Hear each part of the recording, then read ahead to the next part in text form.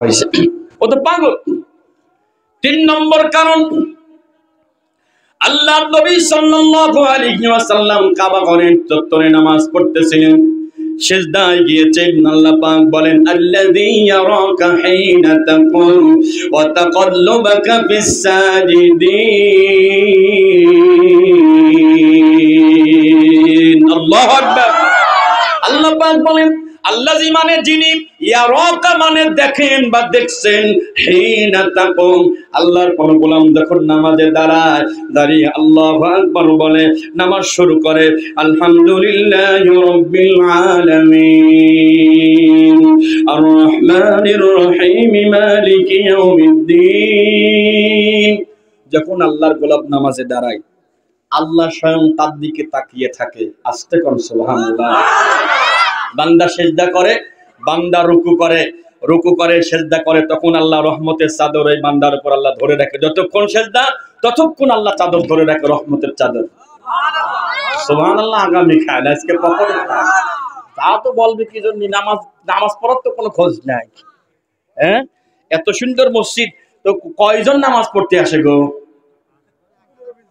জুম্মার নামাজে জায়গা নাই, ফজরের নামাজে লোক নাই, কথা কোন ঠিক কিনা? ফজরের ক্ষণ গেল পড়নি নামাজ, জোহরে ডুবেছিলে নিয়ে শত কাজ, হেলাই খেলাই গেল আসরের কাল, মাগরিবেও পড়লে না নামাজের সাথ। ঠিক? বিনোদনে কেটে গেল এশার সময়, এতটুকু জাগলো না কবরের ভয়, খুঁজলে না কখনো নাজাতের পথ, মুসলিম নাম নিতে পেলে না কোলাস। নামাজ পড়ার দরকার আছে না নাই? নবীজি সিজদায়, আবু জেহেল তার এক বন্ধু, তার নাম উকবা ইবনে আবি মুইত, তাকে ডাক দিয়ে বলতেছে, উকবা শোনো, এই মুহূর্তে মুহাম্মাদের মাথার উপরে উটের পচা বড়ি চাপিয়ে দিতে হবে, তুমি পারবা কিনা বলো, তোমার পক্ষে সম্ভব কিনা বলো। তিনি বললেন, আমি পারবো। উটের পচা বড়ি নিয়ে আসলেন, মাথার উপরে চাপিয়ে দিলেন। আল্লাহর নবীর মাথার উপরে ওই জামানার জালেমরা নবীর মাথার উপরে উটের পচা বড়ি জামায়া দিত, আর এই জামানার জালেমরা আলেমদের মাথার উপরে মামলা চাপায়া দিত। ঠিক কিনা? আর কি ভাব, আমরা যা বলবো তার, ঠিক না? বন্ধুরে আমার, টাকা নামার দিকে মূল কথায় আসি। আল্লাহ নবীজি দাওয়াত দিচ্ছে, নবীকে পাগল বললেন। আমার বন্ধুরা, আল্লাহ নবীর মনটা একটু খারাপ হয়ে গেল। আল্লাহ, আমি কারো রস চুরি করলাম না, গম চুরি করলাম না, টাকা চুরি করলাম না, ভোট চুরি করলাম না। তো সব আল্লাহর ওলি ছিল। হ্যাঁ, ফজরের নামাজের পরে ক্লাস 10-এ পড়ে একটা ছেলে আমার কাছে এসে কাঁদতেছিলেন। আমি বললাম, কি হয়েছে ভাই, খবর কি? হুজুর, খবর তো একটা কথা বলবো, তো কেমনে বলবো, বল দেখি। হুজুর, 5 তারিখের আগে যখন শেষ ভোট হইলো, রাত 3টার সময় আমার তুলে নিয়ে গেল। কোথায় নিয়ে গেল? স্কুলে। কয়টার সময়? রাত 3টা। তা তোর স্কুল তো রাত সকাল 9টায় রে, 3টায় খেয়ে। কয় হুজুর, ওই জন্যই তো আইসি। তো বলো কাহিনী কি? আমাকে বললো যে মার। কি মার? ভোট চুরি কর। আমি চুরি করা শুরু করলাম। কয়টা মারলি? হুজুর 100টা মারছি। হুজুর, আমার গুনাহ হয়েছে নাকি? না, নাকি হয়েছে, খালি মরে দেখ ফেরেশতা বাটামে তেল মাখাচ্ছে, only for you, only for you. যে ওরা বোঝে, আপনারা বুঝবেন না। নাউজুবিল্লাহ জোরে খান। বন্ধুরে, আল্লাহ নবীকে পাগল বলার কারণে নবীজির মনটা ব্যাপক খারাপ হয়ে গেল। সঙ্গে সঙ্গে নবীজির কাছে জিবরাইল হাজির হয়ে গেলেন। ওয়াল কমারি ওয়াল কলামি ওয়া মা ইয়াসতুরুন মা আনতা বিনি'মাতি রাব্বিকা বিমাজনুন। আল্লাহু আকবার। কষ্ট হচ্ছে ভাই? আর আধা ঘন্টা থাকা যাবে ইনশাআল্লাহ? হ্যাঁ, সারা রাত সূরা বুরুজ তেলাওয়াত করেছি। সেখানে চমৎকার একটা ঘটনা আছে। অনেক দিন আগে এক স্বৈরাচার, কি স্যার? আরো জোরে, জোর হইল না। বাংলাদেশের ডার কইনি, ও তো চলেই গেছে। ও বলে লাভ আছে নাকি? সুসো মারি আমাদের হাত আর বন্ধ করতে চাইনি আমরা, ঠিক আছে তো? ওই অনেক দিন আগের কথা বলছি, এক স্বৈরাচার ছিল, যুগে যুগে যত স্বৈরাচার, প্রত্যেকটা স্বৈরাচারের তিনটা বদ অভ্যাস হয়। এক, ক্ষমতা পাইলেই খালি জুলুম করে। দুই, সে নিষ্ঠুর হয়। তিন, সে জনগণের টাকায় খালি ঘন ঘন মূর্তি বানায়। ক্যারে তোর টাকা দেবা না? কথা কন না ভাই, খুব কষ্ট হচ্ছে মনে হয় আপনাদের। তাকান আমার দিকে, জিব্রাইল এসে গেলেন, এসে বলছে হুজুর নুনুল কলামি ওয়া মা ইয়াসদুরুন। ও নবী আপনি মন খারাপ করেন কেন? আল্লাহ কলমের কসম করেছেন, কলম যা লেখে তার কসম করে আল্লাহ পাক বলেছেন মা আনতা বিনি'মাতি রাব্বিকা। ও নবী রবের অনুগ্রহে আপনি কখনো পাগল হতে পারেন না। জোরে বলা যাবে কি সুবহানাল্লাহ? তখন আল্লাহ নবীজি বলছে ঠিক আছে আমি পাগল না। তো রাস্তায় বের হলে পারে আমাদের দেখলি ওই রকম করে কে? কথা কন ভাই, এলোমেলো তাকায় কি জন্য? তুমি একটু আল্লাহর কাছে যাও তো, একটু খোঁজ খবর নিয়ে কত প্রবলেমটা কোথায়, হোয়ার ইজ দ্য প্রবলেম। জিব্রাইল গেলেন, যাওয়ার পরে আল্লাহ সুবহানাহু ওয়া তাআলা যে লোকটা আল্লাহর নবীকে গালি দিয়েছিল, আল্লাহ রাব্বুল আলামিন ওই লোকটার ব্যাপারে 7টা পাপের কথা বললেন। আমার সাথে জবান দিয়ে একটু পড়ার চেষ্টা করেন। আউযু বিল্লাহি মিনাশ শাইতানির রাজীম, বিসমিল্লাহির রহমানির রহিম। হাম্মাজিম মাশশাইম বিনামিম মান্নাইল লিল খায়রি মু'তাদিন আথীম উতুল্লিম বা'দা যালিকা জানিম। কষ্ট হচ্ছে আপনাদের? সূরা কলম আয়াত 11, 12, 13। সূরা কলম আয়াত 11, 12, 13। আমার কাছে যারা একটু ভালো লেখাপড়া জানেন, একজন একটু সামনে আসবেন। আপনি আসেন, আপনি আসেন। আরে আসেন, দেখছেন ভয় কি? এখনো যদি ভয় করি এই দিকে মাঠে নামা যাবে? কথা কন ভাই। আরে আসেন ভাই, ভোট করতেছি না তো, আপনি খালি অর্থগুলো একটু পড়বেন। জি ইনশাল্লাহ। বাতিলরা আজহারির পিছনে লাগছে কেন? 5 মিনিট আলোচনা চাই, কসু করতে পারবে। 5 মিনিট লাগবে না এটা বলার জন্য। ওর পিছনে লেগে লেগে আল্লাহ এত বড় সম্মান দিছে, লাগে কষ্ট করতে পারবি তোরা, যত লাগবি আল্লাহ তত সম্মান বাড়ায় দিবি, ঠিক কি না? ও তোমাদের মাহফিলে এত লোক হয় না। হ্যাঁ, ওরে বাটপার একটা আছে না, পুরি বাপরে বাপ, ওদের সুলকানি শুরু হয়েছে। 5 বছর আগেকার আলোচনা কাটিং করে কেন? মিজানুর রহমান আজহারি ভাই কি তোমার মতো মূর্খ নাকি? তোমার তালে তাল দেবে? আল্লাহ এত সম্মান দিয়েছে, উনি কখনো মানে উচ্ছৃঙ্খল কোনো ভাষা ব্যবহার করেন না। আমরা দেখলাম এক ভণ্ড, তিনি 10 লাখ টাকা তার জন্য তিনি দিতে রাজি হয়েছেন, তার মাথা চাই। তোর মাথায় একটু খেয়াল রাখিস, কথা কর না কেন? যেই ভণ্ডগুলো আজহারি ভাইয়ের মাথা চেয়েছে, একটু চোখে চোখে থাকবে না, তোর মাথা তুই খেয়াল রাখিস, দেখবি তুই আসিস, তোর মাথা নাই। কথা কন ঠিক কিনা? কেন ভাই? উনি আল্লাহর রাসূলকে কাউবয় বলেছে। আপনি ইংলিশে বক্তব্য দেন তো দেখি। রাখাল মানে কি কোন? আপনার রাখালের ইংলিশ কোন? কোন তো রাখালের ইংলিশ কোন? হ্যাঁ, রাখালের ইংলিশ কোন কি? তাহলে দুইটা একসাথে করলে কি হয়? রাখাল হয়। কি হয়? রাখাল বয় হয়, গরু বয় হয় না। কাউ মানে গরু, তাহলে যে কাউ মি বলে, তাহলে আমরা কি ধরবো? কাউ কাউ মানে গরু। কথা কন না ভাই, কি ঠিক আছেন না? কাউমি মাদ্রাসা, তাহলে কি ধরবো? কাউ বয়, কাউমি তার মানে গরুর মাদ্রাসা। কথা কন না। তোমরা যদি কাউমে যদি ধরো, কাউ বয় যদি গরু হয়, তাহলে কাউমেতে কি হয়? আমি কাউমেতে পড়ছি 4-5 জামাত, আইন করেন না। তোমাদের কথা জবাব দিচ্ছি। উনি একটা কথা 5 বছর আগে বলেছে। শামীম রেজা নামে এক ভণ্ড, তিনি বলেছিলেন আমার নবীজি মুসলমান ছিলেন না। কই, তখন তো মাথা চাইলেন না মামু। কথা কর না। আর এক ভণ্ড বলেছিল আমার নবী নাকি ইমানদারও ছিল না। এই যে তোমাদের ভিতরে আর তোমার গিয়াসউদ্দিন তাহিরি ভাইয়ের যে বক্তব্য, হ্যাঁ, আল্লাহর ধন আল্লাহ রাসূলকে দিয়ে আল্লাহ গায়েব হয়ে গেছে। আবার রসলের দোল কিটা পাইছে, খাজা পায় শুয়ে আছে কোনে, তো শুয়ে থাকলে আমাদের দিবি কিডারে? তাহলে এই যে ফালতু কথাগুলো, এখন তোমরা আজহারি ভাইয়ের মাহফিল বন্ধ করতে চাচ্ছ, অনেক চেষ্টা করেছো মামু, আর পারবা না। যদি বেশি বুদ্ধি খাটাও তোমাদের সাথে মাঠে নেবে, এবার খেলা হবে। রাজি আছো? কারা কারা তো হাত আল্লাহকে দেখাও। আল্লাহু তাকবীর, নারায়ে তাকবীর, আল কোরআনের আলো। হাত নামান। কষ্ট হইলো খুব কি?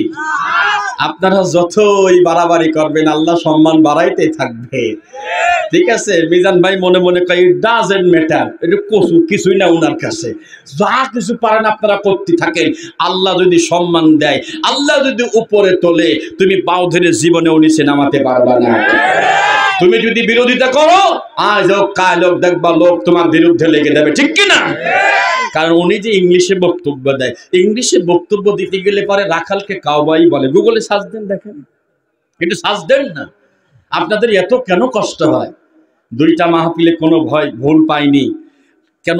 বড় বড় বক্তা ওরাও বসে থাকে ওর ওয়াজ শোনার জন্য। কারে আমি মোতাসিম বিল্লাহ ভাঙড়ি বক্তা, কি বক্তা? ভাঙড়ি বসলমাল চলে না, আমার ওর ওয়াজ শোনার টাইম নেই। আর তুমি এত বড় বড় বক্তা, তোমার ওয়াজ বাইর দিয়ে ওরা শোনা লাগবে ভুল ধরার জন্য। কেন? এই হিংসা হিংসির কারণে হুজুররা আগে মার খাইছে, আবারও খাবে। ওয়েট অ্যান্ড সি, একটু অপেক্ষা করেন, আবারও খাবে। লজ্জা হয় নাই তো? কোথায় একসাথে হবে? কথা বলতে গেলে একটু ভুল কথা হয় না? ওনার কি ভুল কথা নাই? তাহলে সেটা কেন জাতির সামনে তুলে ধরেন না?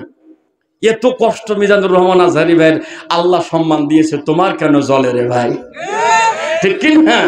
যত জ্বলবে আল্লাহ তত সম্মান বাড়ায় দিবে। জি, মারার হুমকি দিচ্ছে। গত মাহফিলে মাওলানা শরীফুল ইসলামকে আমার কাছে আসে নেবে, আসিস, মাঠে আসিস, ঠিক আছে? অনেক সহ্য হয়েছে জীবনে, হ্যাঁ? মারার হুমকি দরকার নয়। আমি কি তোমার শত্রু নাকি? 15 বছর ধরে তুমি আমাদের কুপাইছো, 5 মিনিট বললে সহ্য হয় না? কথা কর না কে ভাই? এতদিন ধরে তুমি আমাদের পিটাইছো, মারিছো, সে কথা আমি 5টা মিনিট বলতে পারবো না? না আমি এই দেশের নাগরিক না? আমি কি মনে হয় আমার গায়ে টাচ করলে তুমি যদি ইন্দুরের গর্তেও থাকো, তোমার সাথে দেখা হবে আমার আয়না ঘরে। লিখে নিয়ে যাও, কেন আয়না ঘরে আমার লোক আছে। তুমি যেখানেই থাকো, তোমার শুধু ছবি যদি পাই, 3 দিন পরে তোমার সাথে আমার ঢাকা দেখা হবে। কি মনে হয়? এসব কথা কি এমনি বলতেছি? আন্তর্জাতিক মানবাধিকার সংস্থা এখন কাজ করি, খুব সাবধানে হাত চালায়েন, খবর আছে, হাত থাকবে না। আর অনেক জ্বালাইছে জীবনে, মারার হুমকিদের কিছু নেই। ভাইয়েরা আমার, তাকান আমার দিকে এবার। আমার ভাই সামনে এসেছে, কয়েকটি কথা এবার বলি। আল্লাহর নবীজি আবার ঘুরে আসলেন, এসে বললেন, ও নবী, যে লোকটা আপনারে পাগল বলে গালি দিয়েছে, এই লোকটার ভিতরে 7টা দোষ আছে। জোরে বলেন, কয়টা দোষ আছে? 7টা দোষ আছে। আজকে 6টা বলবো, আর একটা বাকি রাখবো। একটা বলা যাবে না, 7টাই শুনবেন আপনারা। কারা কারা শুনবেন 7টা হাত তোলেন দেখি। আমার ভাই দেখুক, আর আমি একটা একটা করে বলি। নবী এসে বললেন, ও জিবরাইল এসে বললেন, নবী, এ লোকটার 1 নম্বর দোষ হলো পিছনে নিন্দাকারী, খালি মানুষের নিন্দা করে বেড়ায়। এখানে মাহফিল হয়, ওখানে বসে বসে নিন্দা করে। 2 নম্বরে চগলখড়ি, একের কথা অপরের কাছে লাগায়। 3 নম্বরে ভালো কাজে বাধা দেয়। 4 নম্বরে সীমা লঙ্ঘনকারী অপরাধী। 5 নম্বরে খুব দুষ্টু প্রকৃতির। 6 নম্বরে হুজুর কষ্ট জারজ। সারা আমি করলি অসুবিধে গায়ে লাগে, কেন তোমার হুজুর করলি তোমার গায়ে লাগে না, আমি বললি গায়ে লাগে। এনে কি লেখা আছে? আচ্ছা, আমি কি ভুল কোনো কথা বলছি? ভাই আর কেউ দেখবেন নাকি? আসেন তো দেখেন, আসো বধু, এসে দেখে যাও কি লেখা আছে। হ্যাঁ, কোরআনের তাফসীর দিয়ে কোরআনের কথা বললে তখন গায়ে লাগে। তাহলে 6 নম্বর দোষ হইল, ও ছিল জারজ সন্তান। কি সন্তান? নবীরে কষ্ট দিয়েছিল, ও ছিল জারজ সন্তান। যারা দীর্ঘদিন ধরে আলেমদের কষ্ট দিয়েছে, ইরা কারা? কথা কন ভাই, এরা কারা? কষ্ট হচ্ছে মনে হয় না? কষ্ট দিয়ে না, যদি উঠে যায় তো বুঝবো যে তরমুজ পার্টির লোক। একটা যদি ওঠে কি ধরবো? তরমুজ পার্টির লোক। হ্যাঁ, তার মানে এক লোকের। আর একটা বাকি থাকলে একটু পরে বলছি, শোনেন। এখন বললি তো আকর্ষণ থাকবে না। মেয়ে ভাই একটু বসো না, টাইম আছে আর মাত্র 15-20 মিনিট। আমার দিকে তাকান। এক লোক খুব অসুস্থ হয়েছে, ধনী মানুষ, রক্ত লাগবে, ব্লাড লাগবে। ও নেগেটিভ, কোথাও খুঁজে পাচ্ছে না। খুঁজতে খুঁজতে পাইছে এক কৃপণের রক্ত। ফোন করছে, ভাই একটু আসেন না, রক্ত লাগবে। কৃপণ বলছে, স্যার 3 বেলার ভাত মোটে 1 বেলা খাই, রক্ত আছে কিনা আল্লাহ ভালো জানে।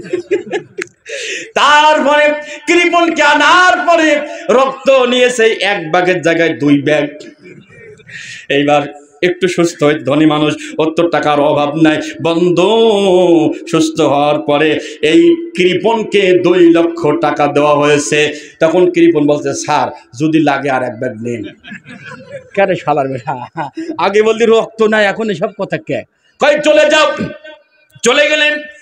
ঠিক 1 মাস পরে আবার ফোন করা হলো, ভাই আসেন। এবার কৃপণ তো মহা খুশি, কি আনন্দ, আকাশে বাতাসে লুঙ্গি উঠে গেছে, আকাশে খুশির ঠেলায়। আজকে রক্ত লাগবে 1 ব্যাগ। ও মনে মনে ভাবছে, তার মানে আজকে দিবি 1 লাখ টাকা 1 ব্যাগে। আসলেন, রক্ত দিলেন, এবার মাত্র 500 টাকা। এটা কোনো কথা হইলো ভাই? ভাই আপনাকে কৃপণ নাকি?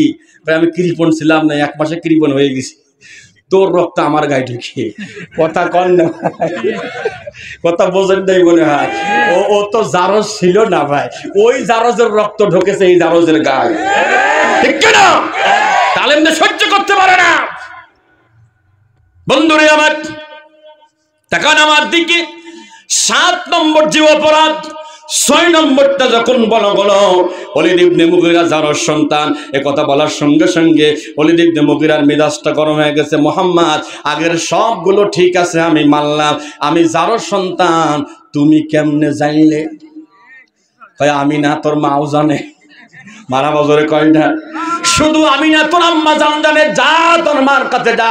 খোলা তরবারি বের করে এক দৌড়ে মার কাছে চলে গেছে। মার কাছে গিয়ে বলছে, মা, মুহাম্মাদের দরবার থেকে আসলাম, যেই মুহাম্মদ জীবনে একটাও মিথ্যা কথা বলে না। আল্লাহু আকবার জোরে বলেন। ও মা, যেই মুহাম্মদ সম্পর্কে আল্লাহ বলেছে, ও মা আরসালনাকা, সবাই পড়েন, ও মা আরসালনাকা ইল্লা রাহমাতাল লিল আলামিন। আল্লাহু আকবার। সূরাতুল আম্বিয়া 17 নম্বর পারা 10 নম্বর পৃষ্ঠা শেষ নম্বর উপরে 107 নম্বর আয়াতে কারিমা। ওয়া মানে এবং, মা মানে যা অথবা না, আর সাল্লাকা মানে আপনাকে পাঠিয়েছি, প্রেরণ করেছি, ইল্লা মানে সারা বা ব্যতীত, রাহমাতাল লিল আলামিন। আল্লাহ তাআলা বলেন, the mercy for the whole world. ও নবী, আপনি গোটা পৃথিবীর জন্য আপনি হচ্ছেন রহমত। আল্লাহু আকবার বলেন। শুধু তাই না, এই লোকটা নবীকে দেখতে পারত না, মার কাছে প্রশংসা করছে, আম্মা জান এমন একজন মানুষের দরবার থেকে আসলাম, ওয়া ইন্নাকা লা আলা খুলুকিন আযীম। সুবহানাল্লাহ বলে। সূরা কলম 4 নম্বর আয়াতে কারিমা। ওয়া মানে এবং, ইন্নাকা মানে নিশ্চয় আপনি, লা আলা মানে আপনি প্রতিষ্ঠিত আছেন, আপনি অধিষ্ঠিত আছেন, খুলুকিন আযীম মানে মহান চরিত্রের উপরে। সুবহানাল্লাহ বলবেন না? আল্লাহ তাআলা বলছে, ও মাই ডিয়ার, ও মুহাম্মদ সাল্লাল্লাহু আলাইহি সাল্লাম, your character is very great. ওই লোক বলছে, মা তার চরিত্র ভালো, তিনি রহমত, মিথ্যা কথা একটাও কয় না। মা আমি নাকি 2 নম্বর ভেজাল মাল। সুবহানাল্লাহ কোন। মা বলছে, বাবা মুহাম্মদ তো জীবনে একটাও মিছে কথা কয় না, ও যে বলেছে তুই 2 নম্বর ভেজাল, এটা সত্যি কথা। সুবহানাল্লাহ বলবেন না? কেমন লাগলো? কোরামিন ভ্যাকসিন একবার জায়গায় ঢুকে গেছে, অ্যান্টিবায়োটিক ইঞ্জেকশন জায়গায় ঢুকে গেছে। হ্যাঁ, এরপরের থেকে তার আরো রসুলের প্রতি রাগ ক্ষোভ প্রচন্ড আকারে বেড়ে গেল, প্রচন্ড আকারে। মা বোনদের জায়গা হচ্ছে না, তা আগামীবারে সিস্টেম ভিন্ন করবেন ইনশাআল্লাহ। ওদেরটা বড় করবেন, এদেরটা ছোট করবেন। কথা কন ঠিক কিনা? যেখানেই যাই মা বোনের জায়গা নাই। আমার এতগুলো মা বোন এসেছে, আল্লাহু আকবার জোরে বলে। আল্লাহ আমার প্রত্যেকটা মাকে, প্রত্যেকটা বোনকে তুমি কিয়ামতের কঠিন ময়দানে আম্মা জান খাদিজার সঙ্গে জান্নাত দিয়ে জোরে বলেন আমিন। আমার আম্মা জানটা শুনুন, আপনারা শুধু ওয়াজ শুনলে কাজ হবে না, দিনের জন্য আপনাদেরও কাজ করা লাগবে। কিয়ামতের কঠিন ময়দানে আল্লাহর সামনে একজন নবীর স্ত্রী দাঁড়াবেন, নবীর স্ত্রী আল্লাহর সামনে দাঁড়াবেন, আল্লাহ বলবেন গেট আউট। কি বুঝলেন আপনি? Can you imagine that? Oh my dear brother, একটু ভাবো, নবীর স্ত্রীকে আল্লাহ বলবে যে গেট আউট, আমার সামনে থেকে চলে যাও। আপনি কে? হ্যাঁ বলেন, আপনি কে? আপনার কি আছে বলেন? তো লূত নবীর স্ত্রী, দুইজন নবীর স্ত্রী জাহান্নামে যাবে। সূরা তাহরিমের শেষ 4 আয়াত, শেষ 3 আয়াতে 4জন মায়ের কথা এসেছে। দুইজন মা জাহান্নামে যাবে, ওই দুইজন মাই দুইজন নবীর স্ত্রী। আহা আম্মাজানরা শুনুন, কাজে লাগবে আপনাদের। আর যে দুইজন জান্নাতে যাবে, একজন নির্যাতিত আসিয়া, আর একজনের স্বামী নাই, স্বামী ছাড়া আল্লাহ সন্তান দিয়েছে। সুবহানাল্লাহ। নবীজি বলেছে লাম ইয়াতাকাল্লাম ফিল মাহদি ইল্লা সালাসা, মায়ের কোলে দুগ্ধ শিশু কখনো কথা বলে না, তবে 3টা শিশু কথা বলেছেন। সুবহানাল্লাহ বলেন। আজকে একটা শিশুর কথা বলবো, কেমনে কথা বলেছেন, আর 2টা বলা হবে না আগামী বছর ইনশাআল্লাহ। আজকেই শুনবেন আপনারা, তার মানে ওয়াজ আপনারা শুনবেনই নাকি? কি শোনেন, ওয়াজ চলবে কি চলবে না এটা পরীক্ষা করা লাগবে না? এটা পরীক্ষা হবে এইবার। এতক্ষণ পর্যন্ত যা আওয়াজ দিছেন, এর থেকে একটু উঁচু আওয়াজে, এর থেকে উঁচু আওয়াজে একবার আল্লাহু আকবার বলতে হবে। কষ্ট হচ্ছে আপনাদের ভাই, তাই না? এখন আমার দিকে সূরা হিজর 14 নম্বর পারা 6 নম্বর পৃষ্ঠার শেষ নম্বর রুকু 94 নম্বর আয়াতে কারিমা আল্লাহর নবীজি ওপেন বলেন, আজকের এই মাহফিল গোপনে হচ্ছে না ওপেনে হচ্ছে? জোরে কম। আগে ওপেনে কথা বলেছি কিন্তু সাহস পাই নাই। হ্যাঁ, আপনাদের পাবনার এক নেতা আমাকে এসে বলছে, হুজুর আপনি তো কোরআন থেকেই কথা কষতেন, সব খালি খোঁচা মারা কথা, সব তো আমাকে খালি খোঁচা মারতেন। হুজুর কোরআন শরীফই কোনো নরম আয়াত নাই। চলবে? হ্যাঁ ভাইরা আমার, খেয়াল করে লক্ষ্য করে আল্লাহর নবীজি ওপেন হলেন, দাওয়াতে যাচ্ছেন। আল্লাহ বললেন, নবীজি আপনার যে কণ্ঠ, এই কণ্ঠ দিয়ে দাওয়াত দিতে গিয়ে কণ্ঠ যেন না কাঁপে, অন্তর যেন ভয় না আসে, যা বলবেন একবারে কাটছাট স্পষ্ট করে বলবেন। এতে একদল আপনার বিপক্ষে যাবে, ওরা মুশরিক, আপনি পরোয়া করবেন না, আমি আল্লাহ আপনার সাথে আছি। আল্লাহু আকবার জোরে বলেন। ভাইরা আমার, নবীজি দাওয়াত দিলেন, ইয়া আইয়ুহার রাসূল বাল্লিগ মা উনজিলা ইলাইকা মির রাব্বিক ওয়া ইল্লাম তাফআল ফামা বাল্লাগতা রিসালাতা ওয়াল্লাহু ইয়াসিমুকা মিনান নাস।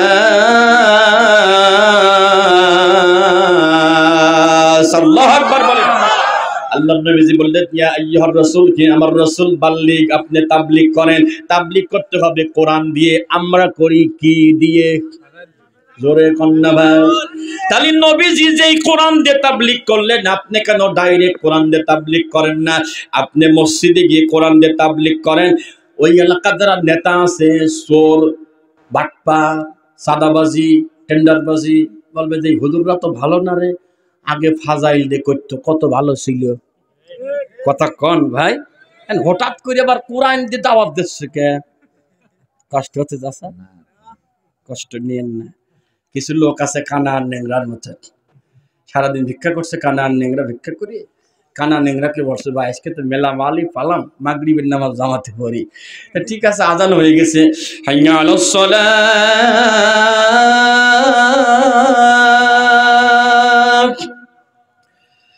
হাইয়া আলাস সালাত।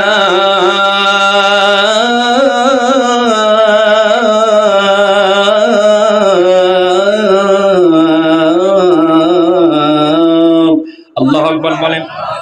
কানা বলছে নেংরা, ভাই আমি চোখে দেখি না, তুই সামনে যা। নেংরার সামনে, কানা পিছনে, মাগরিবের নামাজের নিয়ত হয়েছে। আল্লাহু আকবার।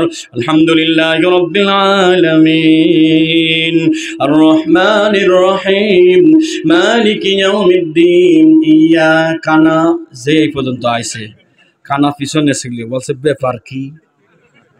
এত ভালোবাসি সামনে ছিলাম, নেংরা খুঁজে খুঁজে কি কানাই খুঁজে ফেলে, মনে মনে বলছে আর একবার বলে দেখ।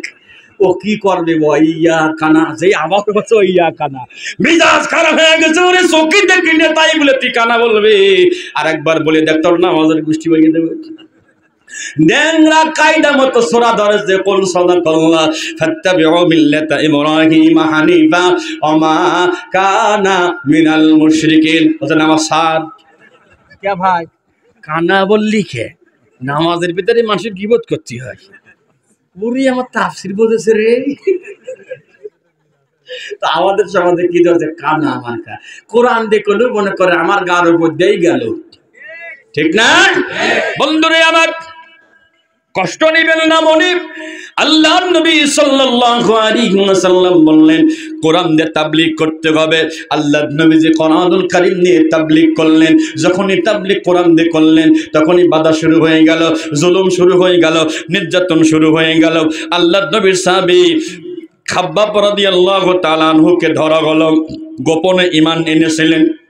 আল্লাহ তাআলা বলেন ঈমান আনলে ঈমানি পরীক্ষা হবে, ওয়ালা নাবলুওয়ান্নাকুম হাত্তা না'লামাল মুজাহিদিনা মিনকুম ওয়াস-সাবিরিন। আল্লাহু আকবার, জোরে বলেন। আল্লাহ সুবহানাহু ওয়া তাআলা সূরা মুহাম্মাদের 31 নম্বর আয়াতের ভিতরে আল্লাহ রাব্বুল আলামিন সুন্দর করে জানিয়ে দিয়েছেন, ওয়ালা নাবলুওয়ান্নাকুম, তোমাদের কাছ থেকে অবশ্যই পরীক্ষা নেবই। নেব না বই, হাত্তা এমনকি না আলামা জানতে চাই, আমরা জানতে চাই, মুজাহিদ মানে মুজাহিদ, অসবিরিনাকে সবরকারী, মিনকুম তোমাদের মধ্যে, ওয়া নাবলুয়া আর আমি আল্লাহ এটাও জাস্টিফাই করতে চাই, আখবারাকুম এই খবর নিতে চাই তোমাদের মধ্যে কে ঈমানের পথে আর কে আব্দুল্লাহ ইবনে উবাইয়ের মতো মুনাফিকের পথে আছে না না। তাকে ধরা হলো, ধরে ওই যে কামার বাড়ি যে কি যেন করে কাপড় দিয়ে কয়লা জ্বালাই, দেখছেন কয়লা জ্বালাই, ওই রকম আগুন জ্বলতেছে। খাব্বাব হাত বাঁধা গেল, পাও বাঁধা গেল, হাত পাও বেঁধে আগুনের ভিতরে ফেলে দেওয়া গেল। যারা জুলুম অত্যাচার চালিয়েছে দীর্ঘদিন ধরে, কিয়ামতের কঠিন ময়দানে আল্লাহ পাক তাদেরকে গ্রেফতার করবেন ফেরেশতা দিয়ে 4 ভাবে। জোরে বলেন কয় ভাবে? আরো জোরে, জোর হলো না। তারপর রিমান্ড হবে। তাহলে গ্রেফতার শুনবেন না রিমান্ড শুনবেন? দুটা শুনবেন। এত এত সময় কি আছে আপনাদের? হ্যাঁ মাশাআল্লাহ, সারা রাত দরকার নেই ভাই, তো ফজর পড়বেন কি যা? হ্যাঁ হুজুর আমরা পড়বো না, ঈশা পড়ি না বলে ফজর পড়বেন বলে। একটা ছেলেকে একবার জিজ্ঞাসা করছি মাহফিলে, তুই জান্নাত চাই না জাহান্নাম চাই? কয় যে হুজুর আমি জান্নাত চাই। তা আমি বলছি তুমি কি জান্নাতের নাম বলতে পারবা? কথা কয় না। তাহলে 7টা জাহান্নামের নাম বলো। হুজুর ওদিক যাবো না, মুখস্থ করি নাই। ওরে টাউট, তো কোন জান্নাতে যাবা তুমি? কয় হুজুর আমি জান্নাতুল ফেরদাউসে যাব। আজকে ফজর পড়িছো? ও মনা কয় যে টের পাইনি। টের পাইনি। রাস্তায় এক ছেলে সিম বিক্রি করতেছে, বাংলা লিঙ্ক সিম, আর ওর গায়ে হচ্ছে গ্রামীণ ফোনের গেঞ্জি। ক্রিম অফিস গো,